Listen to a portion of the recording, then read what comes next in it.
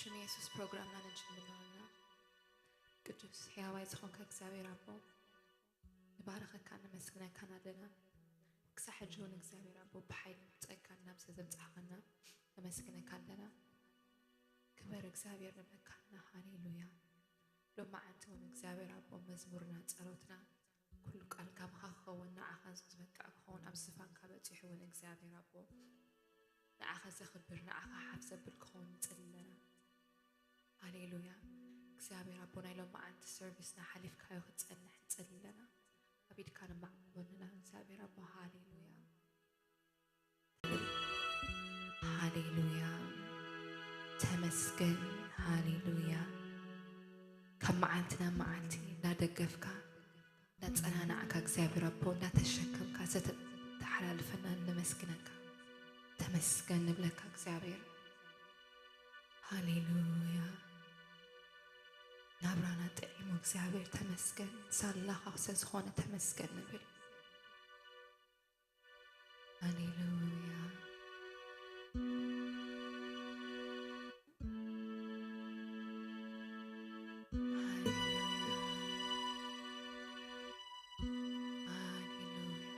تمسكن أكسابي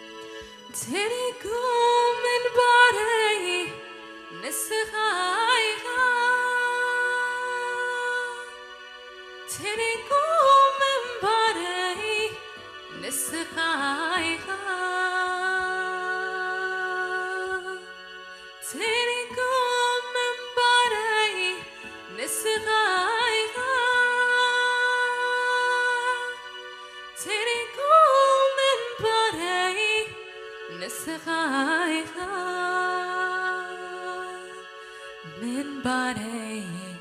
إزيو سالخا منبري إزيو سالخا منبري فتيو سالخا منبري فتيو سالخا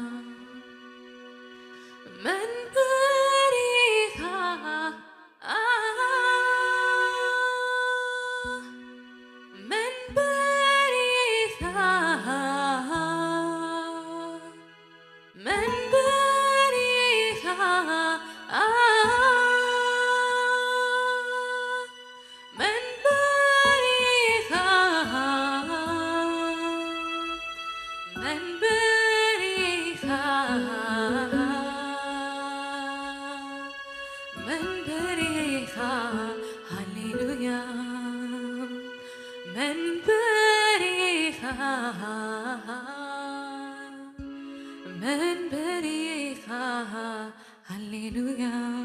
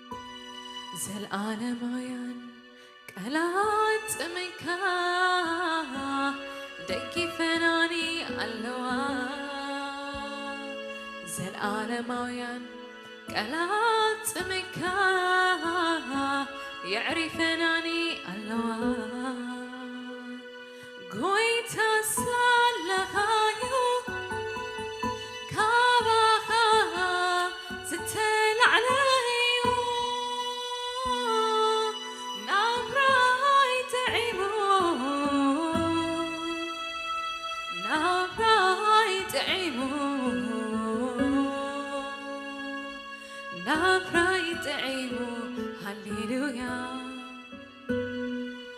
كويت سالخايو كاغا زتين عليو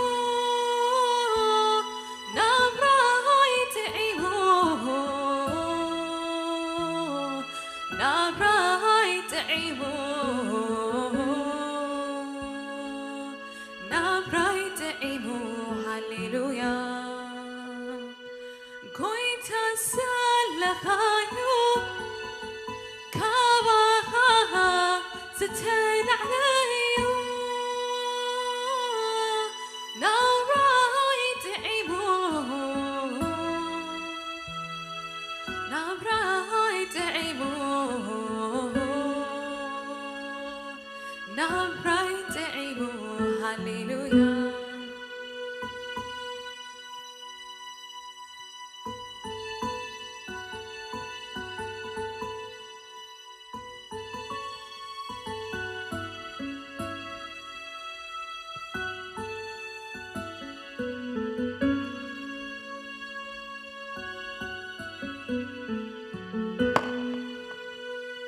كم سلسلة خنكو كم تسلسل خنكو بحيل بخلتين عيكم كوني زلخو بمحرة عابي أملاح تنبرني اللغة كلمي كوين والله كابر خاتي دوكا كم سلسلة خنكو كم تسلسل خنكو بحيل بخلتين عيكم كوني زلغو بمحرة عابي أملاح تنبرني اللغة كلمي كوين والله عبر خاتي دوكا زلقان مايان قلات مكا يعرفناني الله زلقان مايان قلات مكا يعرفناني الله زلقان مايان قلات مكا دقيفناني الله زلقان مايان قلات مكا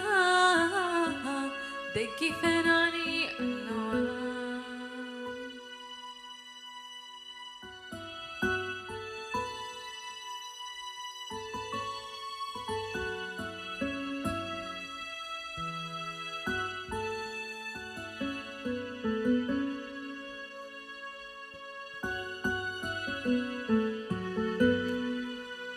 كويت سالخايو كاغا زتين عليو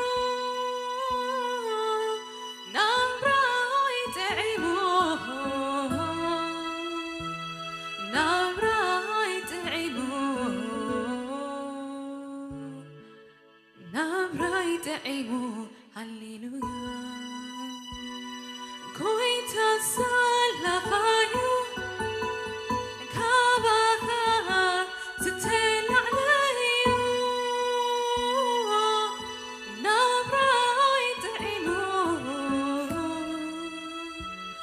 نبراي تعيمو نبراي تعيمو هاليلويا محرت كايو معرت كايو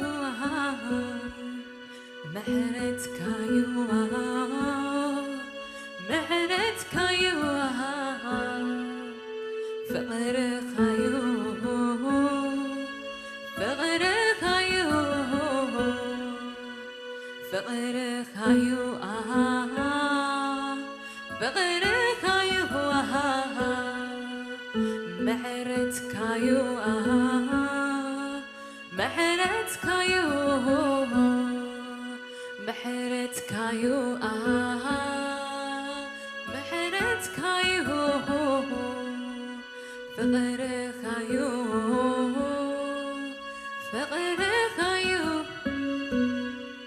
فقر خايو فقر خايو عبس زبط حني كاباي زخونة نكري اللان كاباي زخونة نكري اللان بأخايو كل بأخايو بأخايو كل بأخايو بأخايو تبقوا لي بأخا خوينوا لي بأخايو تبقوا لي بأخا خوينوا لي بأخايو تبقوا لي بأخا خوينوا لي بأخايو تبقوا لي بأخا خوينوا لي محرت كايو محرت كايو محرت كايو محرت كايو فقر خايو فقر خايو فقر خايو فقر خايو عبس زبط حني كاباي زخونة نكري اللان كاباي زخونة نكري اللان بأخايو كل بأخايو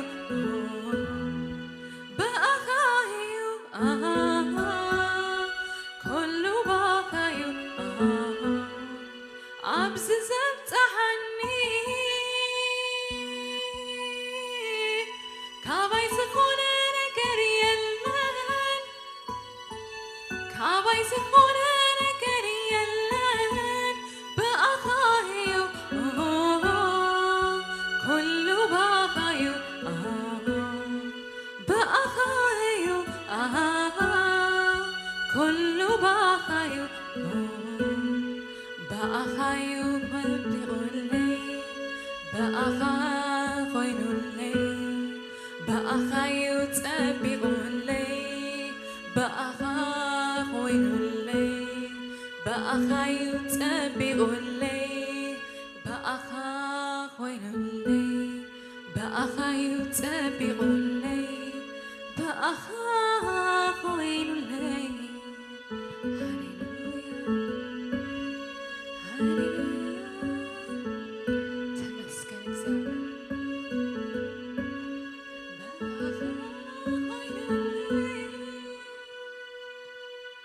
ሃሌሉያ ተመስገን እግዚአብሔር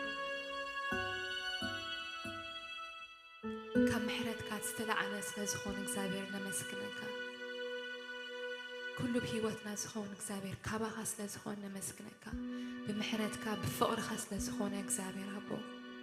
ካብኡ ዝተለዓለ ስለ ዝኾነ ነመስግነካ ሃሌሉያ ተመስገን እግዚአብሔር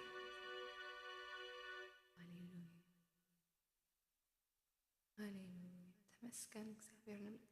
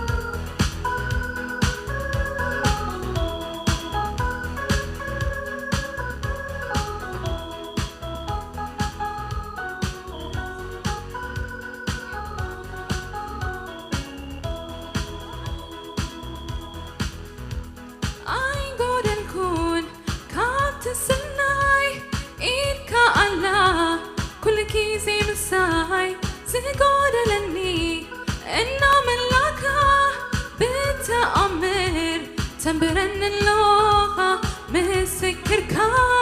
كيركانا اللغة نيتأمرات أملاخ إكسيابيهير نعيب تأمر التنبر سمكا يبارخ سمكا يبارخ سمكا يبارخ سمكا يبارخ سمكا يمسكن سمكا يمسكن سمكا يمسكن سمكا يمسكن أي قول الكون كان تسناي إيكا الله كل كيزي مساي تقول لني إنا ملاكا بتأمر تنبرن اللغة مسكركا كيركان اللغة نيتأمرات أملاخ إكسيابيهير نعيب تأمر تنبر سمكا يمسكن سمكا يمسكن سمكا يمسكن سمكا يمسكن سمكا يبارخ سمكا يبارخ سمكا يبارخ سمكا يبارخ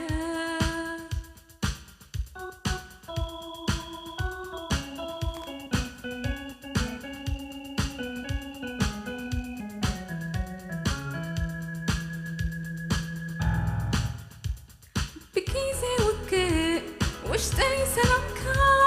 بكيزي تقميت إنا تكبكا معتو أسرازي سبابيركا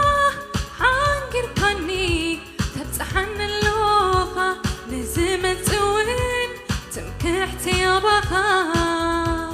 بكيزي وكي وشتي سلامكا بكيزي تقميت إنا تكبكا معتو أسرازي سبابيركا حانقركاني تبتحن اللغة نزمت وين تبكحتي يا بخا نيتأمرات أملاخ إكسيابيهير نعيب تأمر التنبر سمكا يبارخ سمكا يبارخ سمكا يبارخ سمكا يبارخ سمكا يمسكن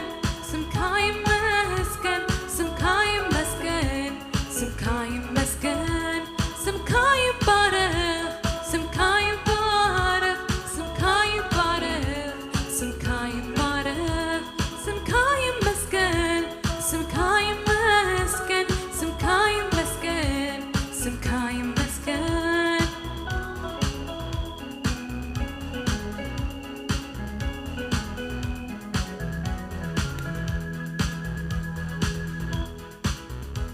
أي قول الكون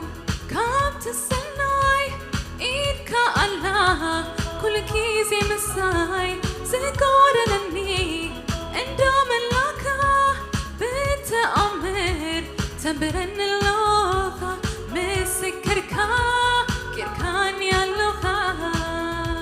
أي قول الكون كم تسناي إيدكا الله كل كيزي مساي زقور لني إنا ملاكا بتأمر تنبرن اللغة مسكركا كيركان يا اللغة نيتأمرات أملاخ إكسيابيهير نعيب تأمر التنبر سمكا يبارخ سمكا يبارخ سمكا يبارخ سمكا يبارخ سمكا يمسكن سمكا يمسكن سمكا يمسكن سمكا يمسكن بكيزي وكي وشتي سلامكا بكيزي تقميت إنا تكبكا معتو أسرازي سبابيركا حانكركاني تبتحن اللغة نزمت وين تبكحتي يا بخا بكيزي وكي وشتي سلامكا بكيزي تقميت إنا تكبكا معتو أسرازي سبابيركا حانكركاني تبتحن اللغة نزمت وين تبكحتي يا بخا نيتأمرات أملاخ እግዚአብሔር ንዓይ ብተኣምር እትነብር ስምካ ይባረኽ ስምካ ይባረኽ ስምካ ይባረኽ ስምካ ይባረኽ ስምካ ይመስገን ስምካ ይመስገን ስምካ ይመስገን ስምካ ይመስገን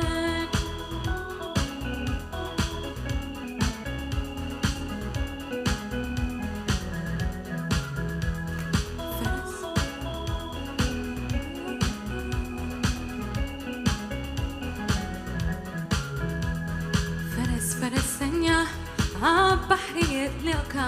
ባይምሮ ሰባት ዘይከኣል ጌርካ ንመሮት ህዝብኻ ብኽብሪ ኣሳጊርካ እግዚአብሔር ተኣምረኛ ኢኻ ተኣምረኛ ተኣምረኛ ኢኻ እግዚአብሔር ተኣምረኛ ኢኻ ተኣምረኛ ተኣምረኛ ኢኻ እግዚአብሔር ተኣምረኛ ኢኻ ተኣምረኛ ተኣምረኛ ኢኻ እግዚአብሔር ተኣምረኛ ኢኻ ፈረሰኛ ኣብ ባሕሪ የድልቕካ ባይምሮ ሰባት ዘይከኣል ጌርካ ንመሮት ህዝብኻ ብኽብሪ ኣሳጊርካ እግዚአብሔር ተኣምረኛ ኢኻ ተኣምረኛ ተኣምረኛ ኢኻ እግዚአብሔር ተኣምረኛ ኢኻ ተኣምረኛ ተኣምረኛ ኢኻ እግዚአብሔር ተኣምረኛ ኢኻ ተኣምረኛ ተኣምረኛ ኢኻ እግዚአብሔር ተኣምረኛ ኢኻ ተኣምረኛ ተኣምረኛ ኢኻ እግዚአብሔር ተኣምረኛ ኢኻ ተኣምረኛ ተኣምረኛ ኢኻ እግዚአብሔር ተኣምረኛ ኢኻ ፈረሰኛ ኣብ ባሕሪ የድልቕካ ባይምሮ ሰባት ዘይከኣል ጌርካ ንመሮት ህዝብኻ ብኽብሪ ኣሳጊርካ እግዚአብሔር ተኣምረኛ ኢኻ ተኣምረኛ ተኣምረኛ ኢኻ እግዚአብሔር ተኣምረኛ ኢኻ ተኣምረኛ ተኣምረኛ ኢኻ እግዚአብሔር ተኣምረኛ ኢኻ ተኣምረኛ ተኣምረኛ ኢኻ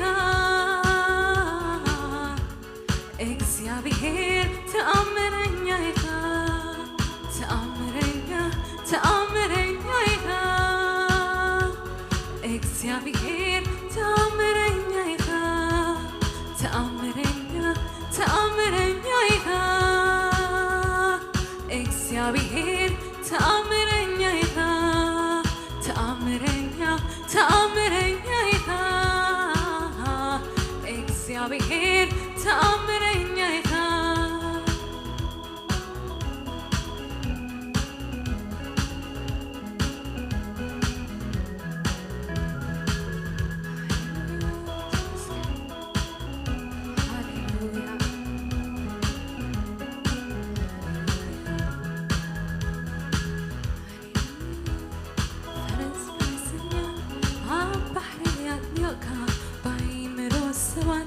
ዘይከኣል ጌርካ ንመሮት ህዝብኻ ብኽብሪ ኣሳጊርካ እግዚአብሔር ተኣምረኛ ኢኻ ተኣምረኛ ተኣምረኛ ኢኻ እግዚአብሔር ተኣምረኛ ኢኻ ተኣምረኛ ተኣምረኛ ኢኻ እግዚአብሔር እግዚአብሔር ተኣምረኛ ኢኻ ተኣምረኛ ተኣምረኛ ኢኻ እግዚአብሔር ተኣምረኛ ኢኻ ናይ ተኣምራት ኣምላኽ እግዚአብሔር ንዓይ ብተኣምር እትነብር ስምካ ይባረኽ ስምካ ይባረኽ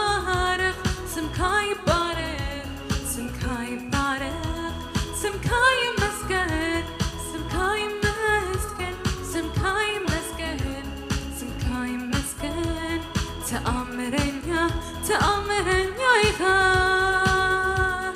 እግዚአብሔር ተአምረኛ ይኻ ተአምረኛ ይኻ እግዚአብሔር ተአምረኛ ይኻ ተአምረኛ ይኻ እግዚአብሔር ተአምረኛ ይኻ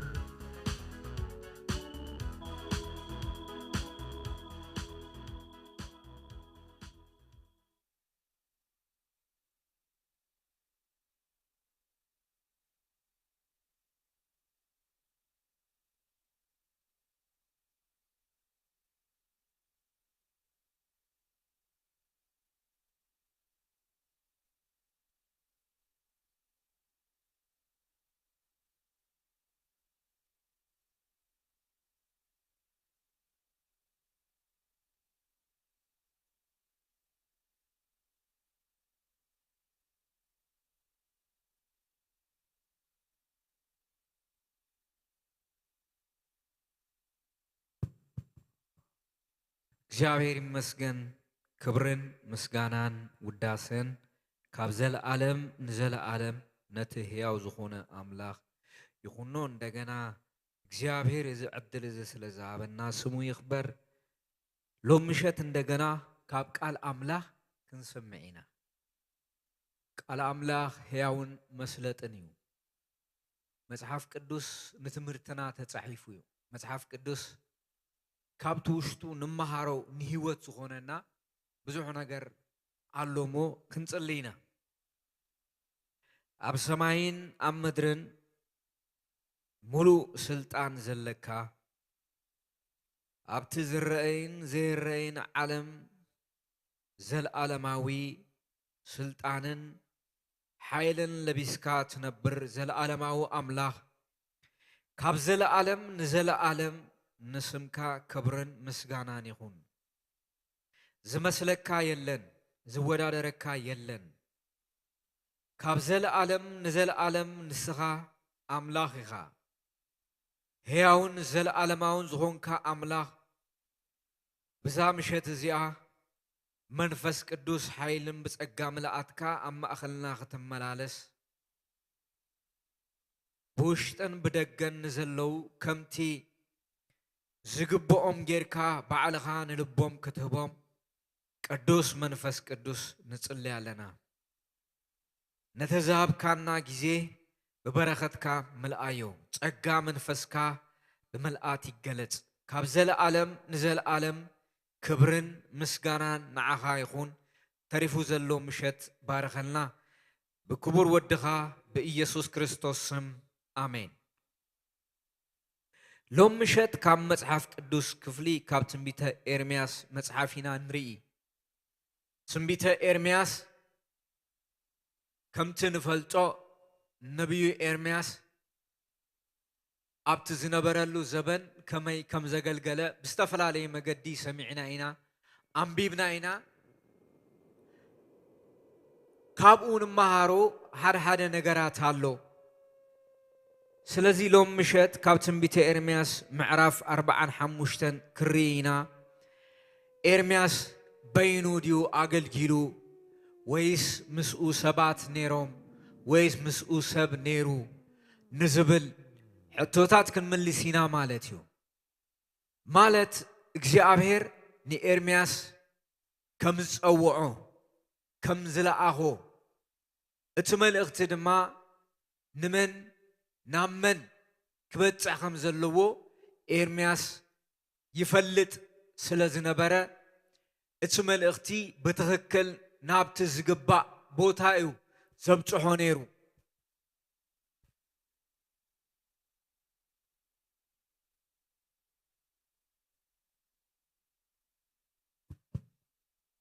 كمزيلو خلو إرمياس مسؤو زنبرة حدا سبعي نيرو اتسبعي باروخ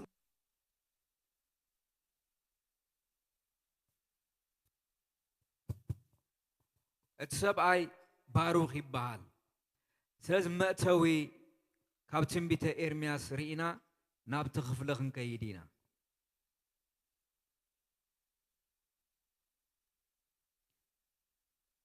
نبي إرمياس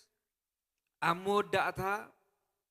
شابعي زمنن أم جمرتا شادشاي زمنن قدمل الدتا كريستوس زنبرة نا أملاغ نبيو أبزنوح عقل قلوتزي بزعبا أتي بسنكي أملغوت أعوتن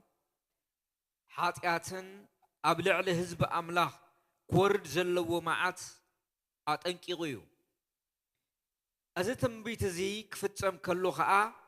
بعينو زرعيه نبيو إرمياس يروسالم أبئيد نابوكدنصور كتودك كلا زرعيه سبيو يروسالمن بيت مقدسان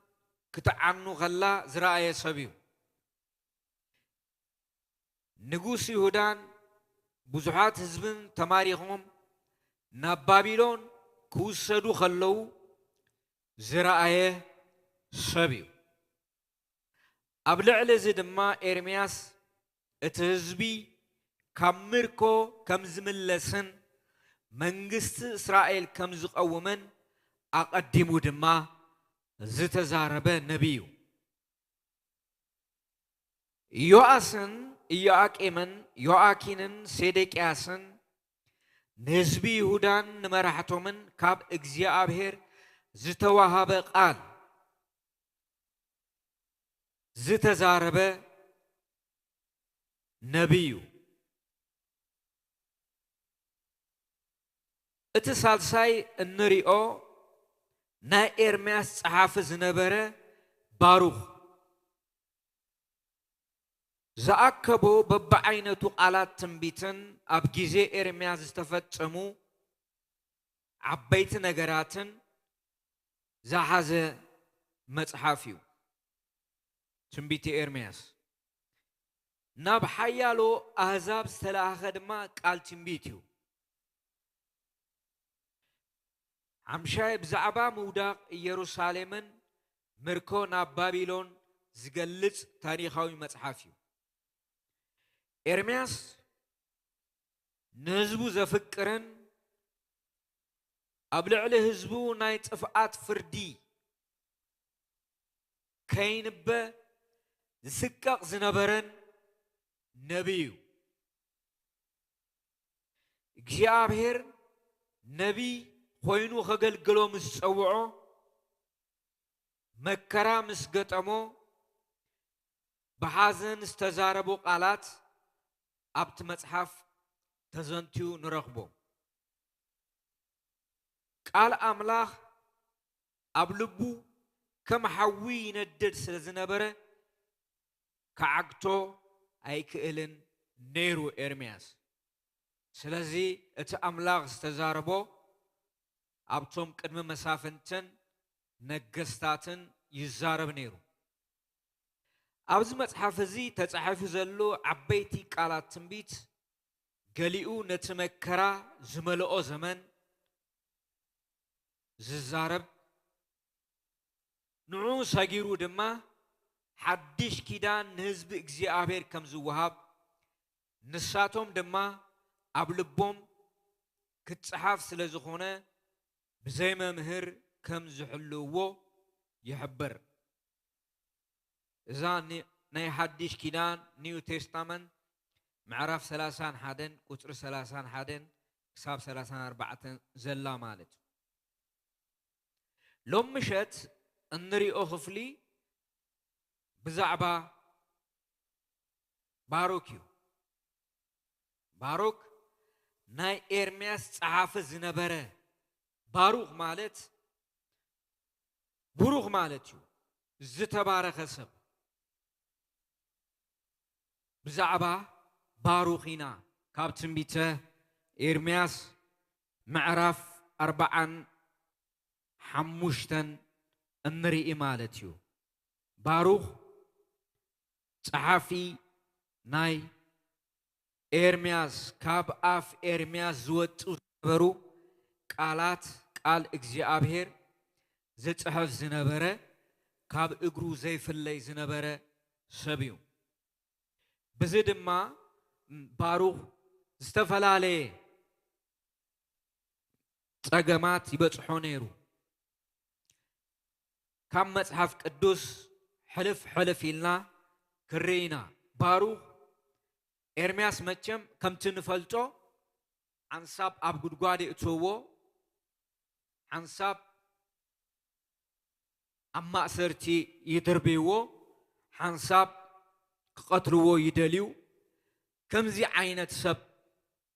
ምስ ከምዚ ዓይነት ሰብ ምግልጋል ቀሊል ኣይከውንን እዩ ማለት እዩ ንባሩኽ ብዓይኒ ኤርምያስ ብዝሪእሉ መጠን ንዑውን ይርእይዎም ማለት እዩ ስለዚ መጽሐፍ ቅዱስ እንታይ ይብለና ብዛዕባ ባሩኽ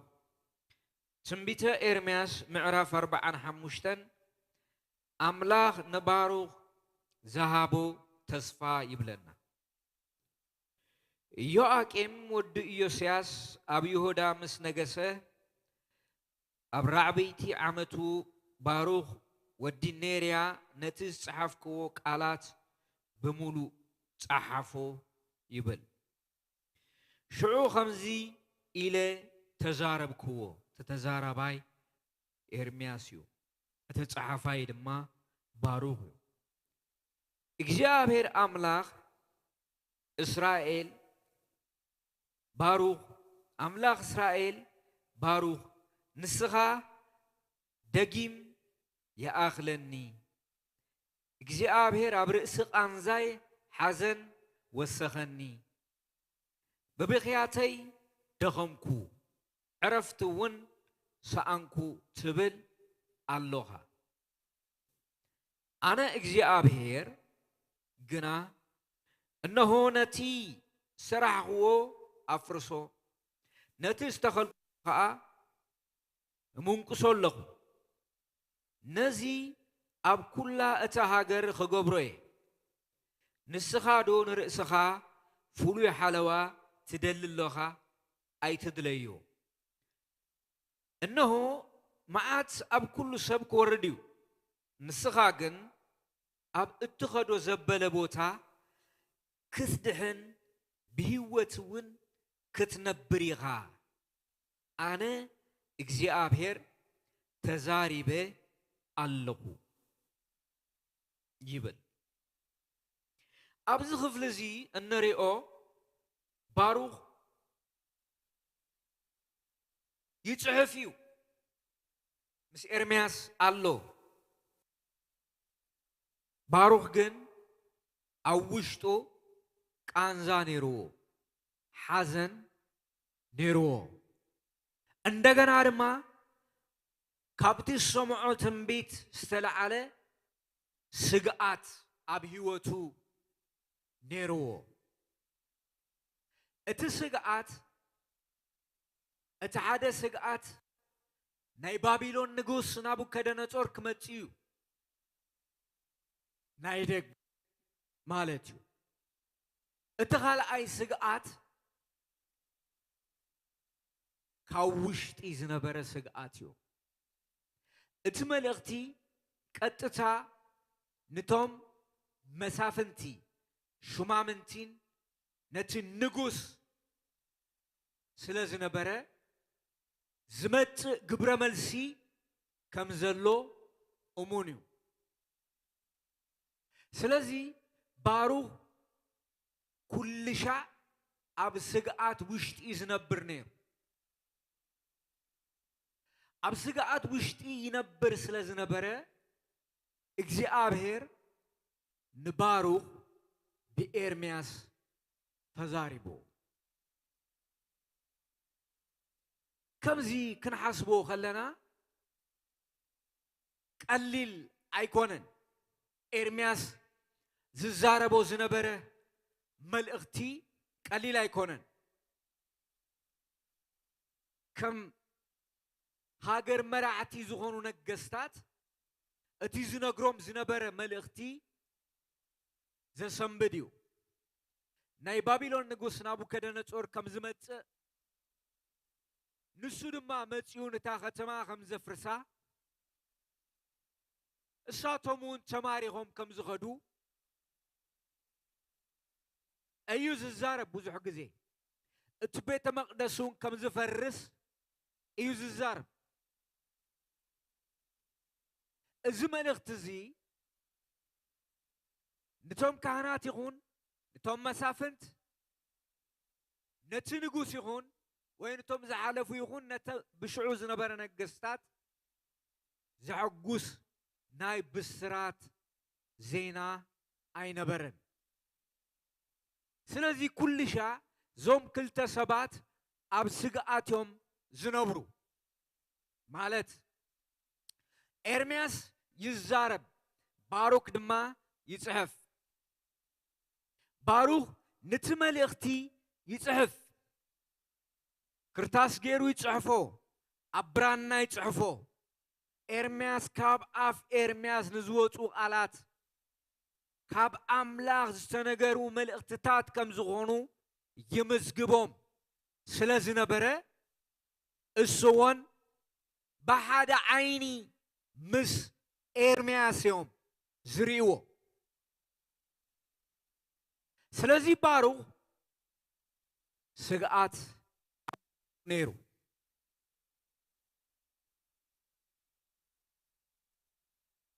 سلازي انتايلو نسخة إلو أملاك دقيم يأغلني بقى يأغلني له دقيم يأغلني እግዚአብሔር ኣብ ርእሲ ቃንዛይ ሓዘን ወሰኸኒ ብብኽያተይ ደኸምኩ ዕረፍቲ እውን ሰኣንኩ ትብል ኣለኻ ባሩኽ ብውሽጡ እዩ ዝዘራረብ ምስ ነፍሱ እዩ ዝዘራረብ እግዚአብሔር መፂኡ بإرمياس كمزي تبل اللغة إلو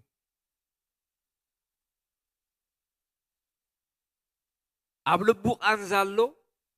حزن اللو ببخيات دخيمو عرفتون سئينو إذن سلست نقرات أبلعليو اللو مس إرمياس تمساسالي عينت نقر يزلوهم إرمياس ون معرف 14 كريو خلنا ببخيات كمي اندا بخيه بزعباتي زمت زنبره ويس كمتيو استباهل نجر بوشتو اندا تساقه قانزان حزنم بلبو حيزو يبكي خمز نبره مصحف قدوس ينغرنا ولا إرمياس معرف 16 نبي كون ددحريخا ايغو يخون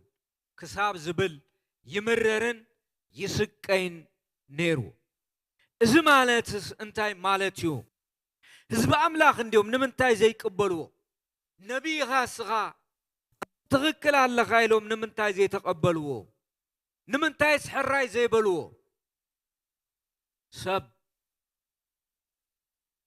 ድሌት ኣለዎ ሰብ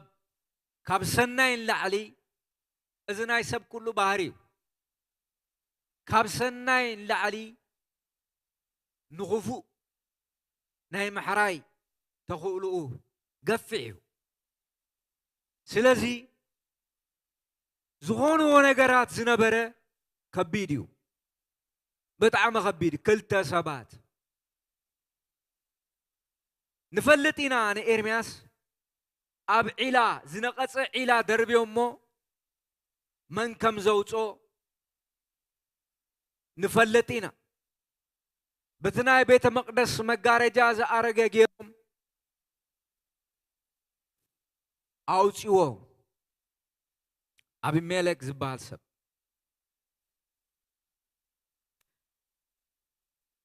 أتي زنبرة أشجاري نجارات أبلعلي إرمياس يحلف زنب أباروخون يحلف نيرو سلازي أتي حق أنيا زغونة ملئختينا أملاخ شمتن سلطانن كبرن أيمس ألومن دارغادا أددا سدتن تميتن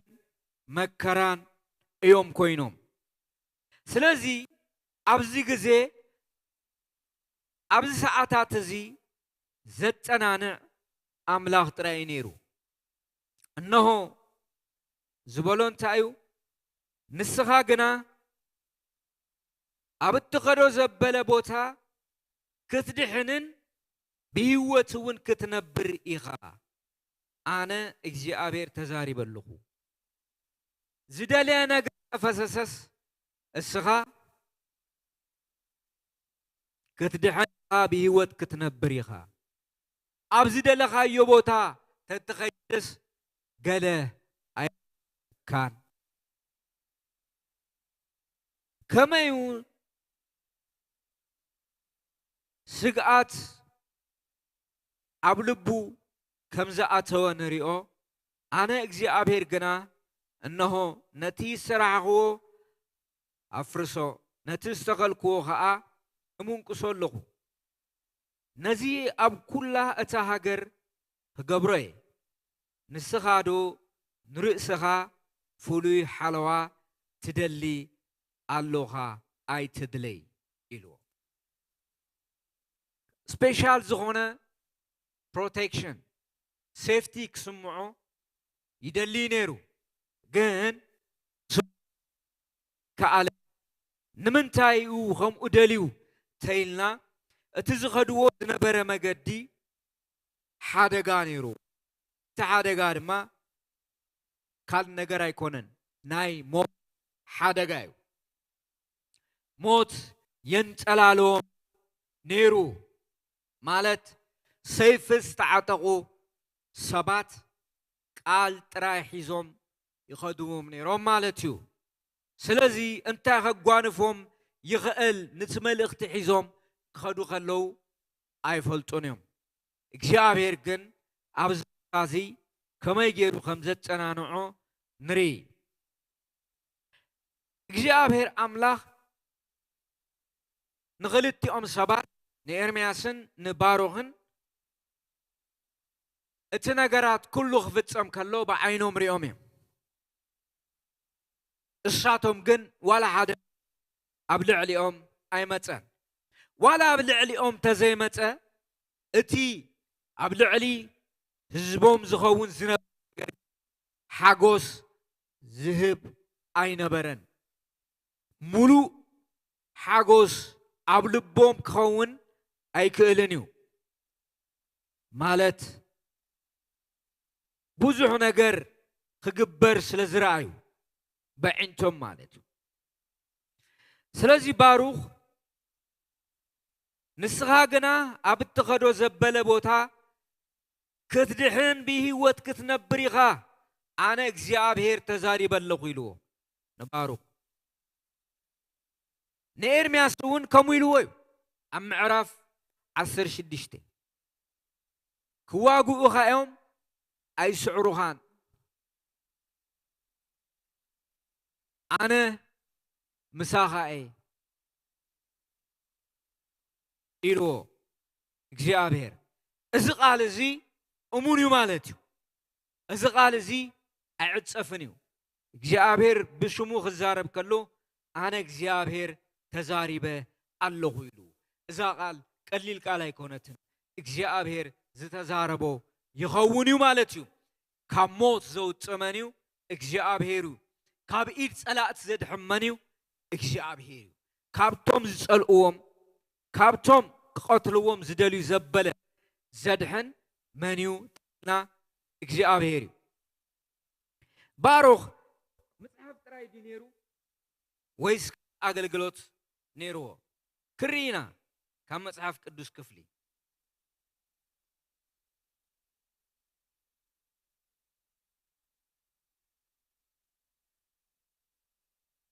ባሮኽ ኣብ ቤተ መቅደሱን ኣትዩ መጽሐፍቲ የነብብዩ ነይሩ ዝተጻሕፈ ንኤርምያስ ይለኣኾ ነይሩ ምዕራፍ 36 ኣብ ቁጥሪ 1 ኮነ ኸኣ ኣብ ራዕበይቲ ዓመት ንኢዮአቄም ወዲ ዮስያስ ንጉስ ይሁዳ ከም ዝብል ቃል ካብ እግዚአብሔር ናብ ኤርምያስ መጸ ካብ እግዚአብሔር ናብ ኤርምያስ መጸ ዝጥቕለል መጽሐፍ ውሰድሞ እቲ ብዛዕባ እስራኤል ብዛዕባ ይሁዳ ብዛዕባ ኩላቶም ህዝብታት ካብቲ እተዛረብኩኻ መዓልቲ ካብ ዘመን ዮስያስ ጀሚረ ክሳዕ ሎሚ ዝነገርኩኻ ኩሉ ቃላት ኣብኡ ጸሓፎ ምናልባሽ ቤት ይሁዳ ነቲ ናባታቶም ክወርድ ሓሲበዮ ዘለኹ ኩሉ ክፋእ ምስ ሰምዑ ነፍሲ ወከፎም ካብቲ ክፋእ መገዲ እንተተመለሱ ኣነ ካብ ኣበስኦም ሓጢኣቶምን ይቕር ክብለሎም እየ ቁጥሪ 4 ሽዑ ኤርምያስ ንባሩኽ ወዲ ኔርያ ጸውዐ ባሩኽ ድማ ነቲ በኣፍ ኤርምያስ እተነገረሉ ኩሉ ቃል እግዚአብሔር ኣብቲ ዝጥቕለል መጽሓፍ ጸሓፍ ኤርምያስ ድማ ንባሩኽ ከምዚ ኢሉ ኣዘዞ ኣነ ናብ ቤት እግዚአብሔር ክኸይድ ተኸልኪለ ኣለኹ ኢልዎ እቲ ምኽንያት እንታይ እዩ ተኢልና ናብ ቤት እግዚአብሔር ከይከይድ ጋንጋፕ ተገይሩሉ እዩ ኤርምያስ ከይትመጽእ ናብ ዝገጽካ ከይትጽጋዕ ዝብል ተዋሂብዎ እዩ ማለት ኣብቲ ግዜቲ ዝነበሩ ሊቀ ካህናትን ሓሰውቲ ነቢያትን ብምሉኦም ኣብ ኤርምያስን ኣብ ባሮኽን ኣዲሞም ስለ ዝነበሩ ብፍላይ ኤርምያስ ናብዚ ከይትመጽእ ናብ ዝገጽካ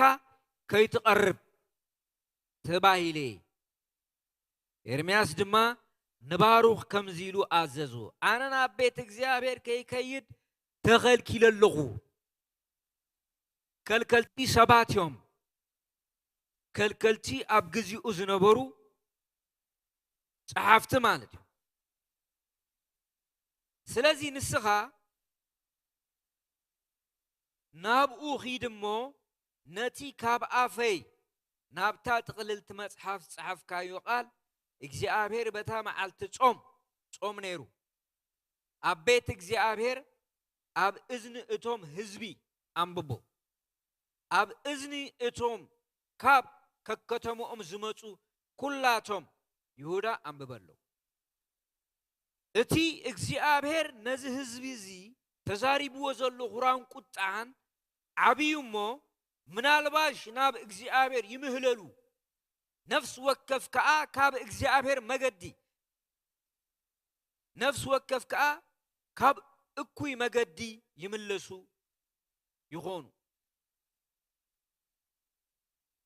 ባሩኽ ወዲ ኔርያ ድማ ከምቲ ነቢዩ ኤርምያስ ዝኣዘዞ ኩሉ ገበረ ኣብ ቤት እግዚአብሔር ካብቲ መጽሓፍ ነቲ ቃል እግዚአብሔር አንብቦ ዘንበበሎም ካብ ዝተፈላለየ ክፍልታት ንዝመጹ ካብ ዝተፈላለየ ዓድታት ንዝመጹ ካብ ሃገረ ሰባት ንዝመጹ ካብ ዝተፈላለየ ቦታታት ንዝመጹ ጾም ስለ ዝነበረ ንኹሎም አንቢብሎም ኮነ ኸኣ ኣብታ 50ይቲ ዓመቱ ንኢዮአቄም ወዲ ዮስያስ ንጉስ ይሁዳ ኣብታ ታስዒት ወርሒ ንኹሉ እቲ ህዝቢ ኢየሩሳሌም ንኹሉ እቲ ካብ ከተማታት ይሁዳ ናብ ኢየሩሳሌም መጺኡ ዝነበረ ህዝብን ኣብ ቅድሚ እግዚአብሔር ጾም ክጾሙ ተኣወጀ ማለት ኣብቲ ቤት እግዚአብሔር ጾም ስለ ዝተኣወጀ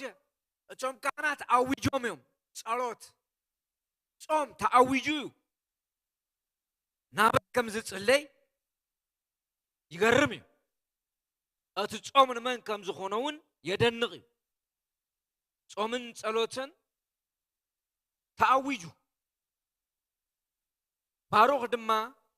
ኣብ ቤት እግዚአብሔር ኣብቲ ክፍሊ ቤት ገማርያ ወዲ ሻፋን እቲ ጸሓፊ ኣብቲ ላዕላይ አጸድ በቲ ኣፍ ሓድሽ ደገ ናይ ቤት እግዚአብሔር ኮይኑ ነቲ ቃላት ኤርምያስ ካብቲ መጽሓፍ ኣብ እዝኒ ኩሉ ህዝቢ አንበቦ ነቲ ህዝቢ አንቢቡሉ እቲ ብራና ነቶም መሳፍንቲ ከይተረፈ አንቢቡሎም ኣብ ቁጥሪ 11 ንህዝቢ አንቢቡሎም ጾም ተአውጁ ስለ ዝነበረ ኩሉ ተአኪቡ ስለ ዝነበረ አንቢቡሎም እቲ በአፍ ኤርምያስ ዝተዘረበ ቃል አምላኽ በአፍ ኤርምያስ ንዝተዘረበ ቃል አምላኽ አንቢቡሎም ሚክያ ወዲ ገማርያ ወዲ ሻፋን ካብቲ መጽሓፍ ኩሉ እቲ ቃል እግዚአብሔር ምስ ሰምዐ ናብቲ ክፍሊ ቤት ጸሓፊ ኣብቲ አዳራሽ ንጉስ ወረደ እነሆ ኸዓ ኩሎም እቶም መሳፍንቲ ኤልሻማዕ እቲ ጸሓፍን ደላያ ወዲ ሸማዕያ ኤልናታን ወዲ አኽባሮን ገማርያ ወዲ ሻፋንን ጼዴቅያስ ወዲ ሃናንያን ኩላቶም መሳፍንትን ኣብኡ ተቐሚጦም ነበሩ ሚክያ ኸዓ ነቲ ባሮኽ ካብቲ መጽሓፍ ኣብ እዝኒ ኩሉ ህዝቢ ከምቦ ከሎ ዘስምዕ ኩሉ ቃላት ዝሰምዑ ኩሉ ቃላት ንዓታቶም ነገሩ ንቶም ሹማምንቲ ንቶም መሳፍንቲ ካብ ባሮኽ ዘንበቦ ቃላት ብምሉኡ ነጊርዎ ዳር እንታይ ኢሎም ኩሎም እቶም መሳፍንቲ ኸዓ ንይሁዳ ወዲ ናታንያ ወዲ ሸልማያ ወዲ ኩሺ ናብ ባሩኽ ነታ ኣብ እዝኒ ህዝቢ ዘንበብካያ እትጥቅለል መጽሐፍ ብኢድካ ሒዝካያ ምጻ ኢሎም ለኣኹሉ ዘንበብካያ መጽሐፍ ነቲ ህዝቢ ዘንበብካሉ መጽሐፍ ብኢድካ ሒዝካያና ታ ጥቅልል ታ ብራና ታ ክርታስ ሒዝካያና ምጻ ኢሎም ለኣኹሉ ባሩኽ ወዲ ኔርያ ድማ ነታ እትጥቅለል መጽሐፍ ብኢዱ ሒዙ ናባታቶም መጸ ናብቶም መሳፍንቲ ናብቶም ሹማምንቲ ይመጹ ንሳቶም ድማ ተቐመጥሞ ኣብ እዛና አንብበልና በልዎ ባሮኽ እውን ኣብ እዝኖም አንበበሎም እቲ በአፍ ኤርምያስ ዝተዘረበ ብኢድ ባሮኽ ዝተጻሕፈ ቃል አምላኽ አንበበሎም ንቶም መሳፍንቲ ነቶም ሹማምንቲ ኮነ ድማ ኩሉ እቲ ቃላት ምስ ሰምዑ ሰንቢዶም ነንሕድሕዶም ቁሊሕ ተባሂሎም ንባሮኽ ኩሉ እዚ ዘረባ እዚ ንንጉስ ክነግሮ ይግባእ በልዎ ቶም ሽማምንቲ ሰንቢዶም ቁልሕልሕ ኢሎም ተራእዮም እዚ ግን ንንጉስ ክነግሮ ይግባእ በልዎ ንባሮኽ ከዓ እስኪ ንገረና ከመይ ጌርካ ኢኻ ኩሉ እዚ ቃላት እዚ ካብ ኣፉ ዝጸሓፍካዮ ኢሎም ሓተቱ ዕቶ ንንጉስ ክነግሮ ኢና ሓደ እንደገና እዚ ካብ ኣፍ ኤርምያስ ከመይ ጌርካ ኢኻ ዝቁሉ ቃል ዝጸሓፍካዮ ኢሎም ይሓትዎ ባሮኽ ከዓ እዚ ኩሉ ቃላት እዚ በአፉ ነገረኒ አነ እውን በቀለም ኣብ መጽሐፍ ጻሕፍክዎ ኢሉ ነገሮም ኤርምያስ እዚ ኩሉ ቃል በአፉ ነገረኒ አነ ድማ እዚ ኩሉ ቃላት በቀለም ኣብ መጽሐፍ ጻሕፍክዎ ኢሉ ነገሮም እዚያ ዘላ ካልእ ነገር የለን ኤርምያስ ይዛረብ በአፉ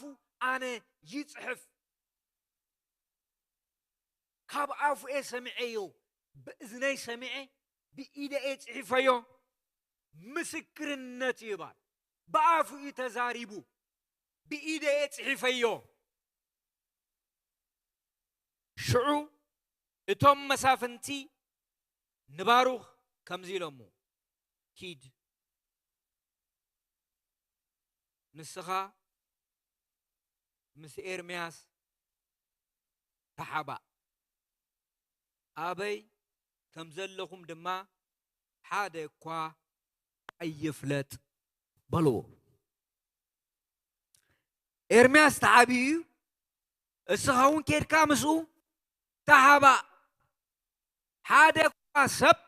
አበይ ከም ዘለኹም ክፈልጥ የብሉን ንምንታይ ዓመፀኛ ንጉስ ስለ ዝነበረ እቶም መሳፍንቲ በቲ መልእኽቲ ሰንቢዶም እዮም በቲ አምላኽ ዝተዛረቦ ነንሕድሕዶም ተጠማሚቶም እዮም ግን ንንጉስ ክንነግሮ ኢና እዚ ቃል እዚ ንንጉስ ምስ ነገርዎ እንታይ ከም ዝመጽእ ስለ ዝፈልጡ ኪድ ካብዚ እንታይ በል ኪድ ሽዑ እቶም መሳፍንቲ ንባሩኽ ኪድ ንስኻ ምስ ኤርምያስ ተሓባእ አበይ ከም ዘለኹም ድማ ሓደ እኳ ኣይፍለጥ በልዎ ኪድ ተሓባእ ሒዝካዮ ዝመጻኻዮ መልእኽቲ ብህይወት ዘምብረካ ኣይኮነን እስኻን ኤርምያስን ብሓደ ዓይኒ ኢኹም ትረአዩ እቲ ሓደ ኣዘራርባ ስለዚ ኪድ ተሓባእ ድማ ማንም ሰብ ኣይፍለጥ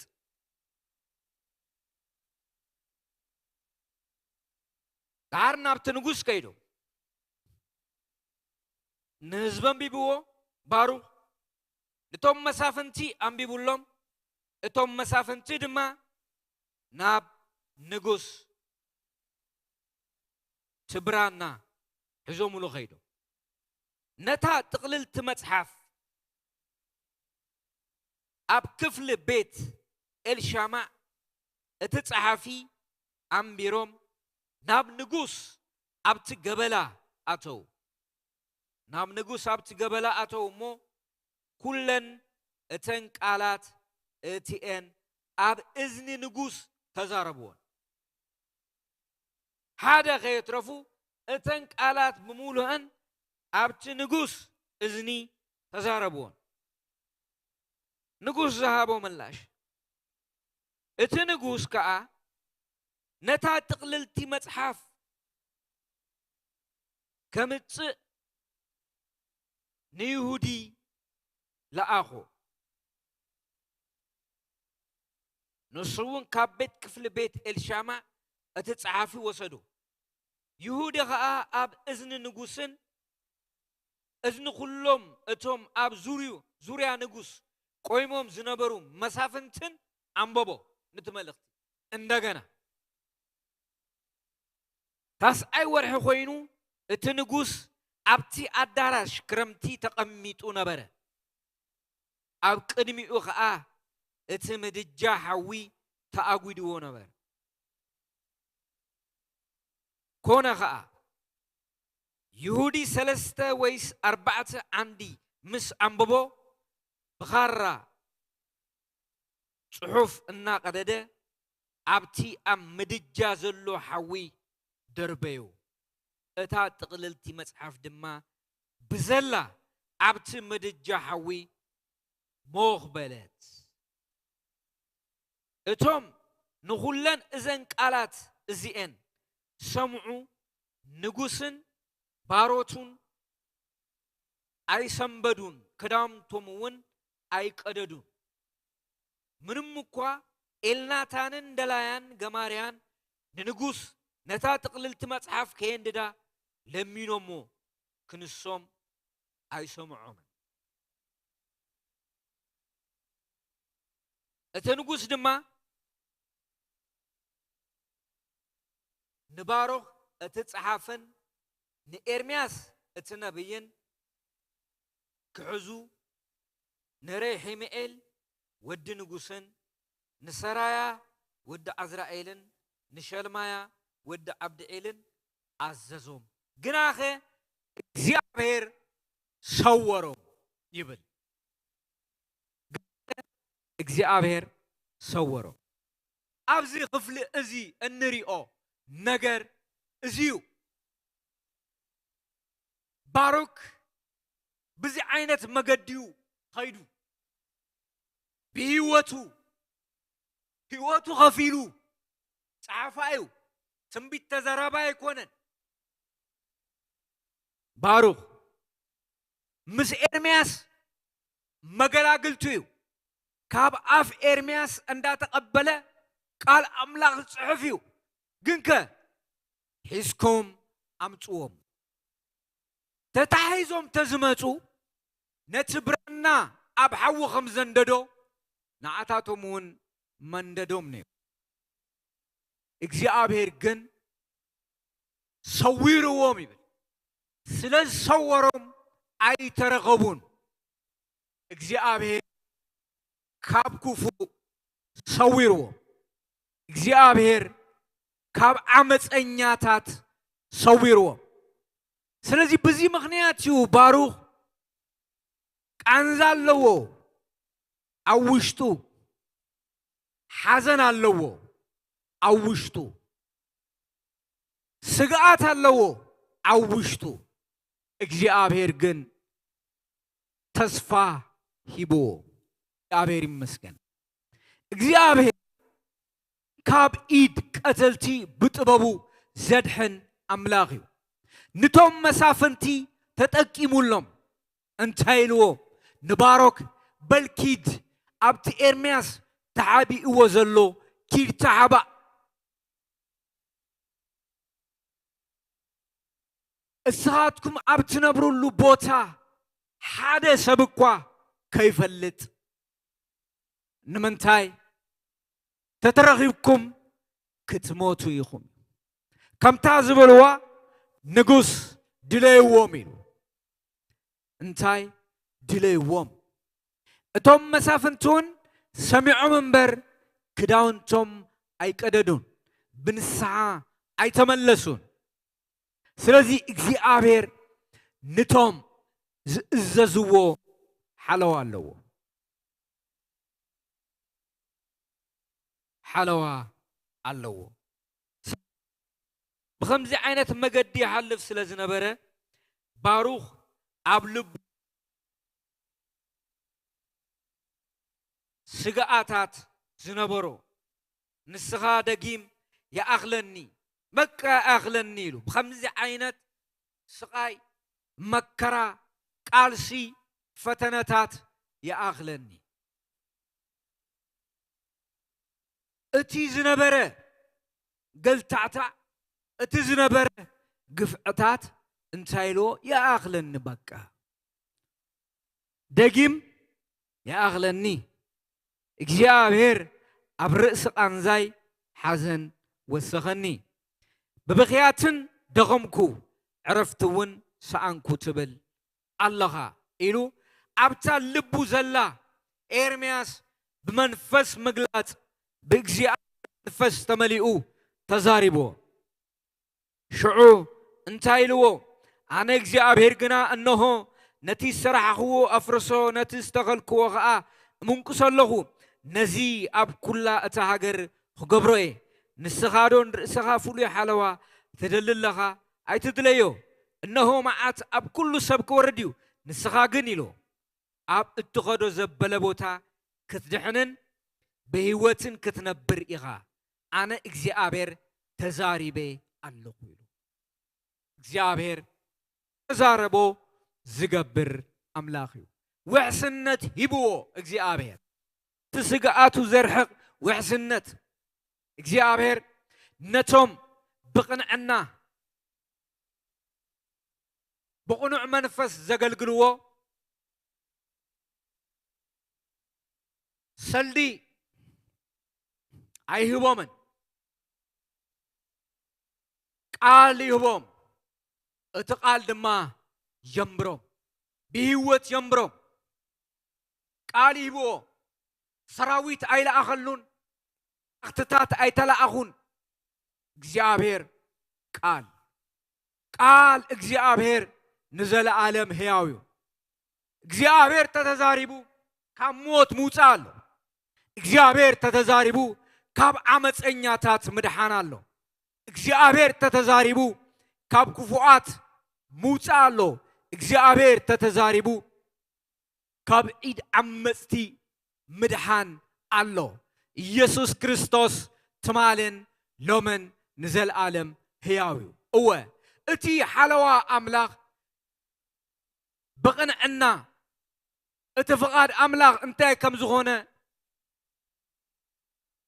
اندا فلتو نزغل قلو اكزيابير حلوالو اكزيابير تزي فقيدو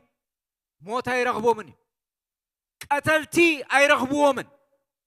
عمت انياتات اي رغبو من نمنتاي اكزيابير سلازو حلو اكزيابير تفقيدو تراي بسماعتنت كعلفو تمدبو تراي ايوم اقلقلتي املاك زموتو ويزقتلو ويبستفلالي مقدز حلفو اكزيابير تزي فقيدو وقنا كبزاج حانتكوا ايتودقنيا ايتفقنيا ኢየሱስ ክርስቶስ ተማልን ሎምን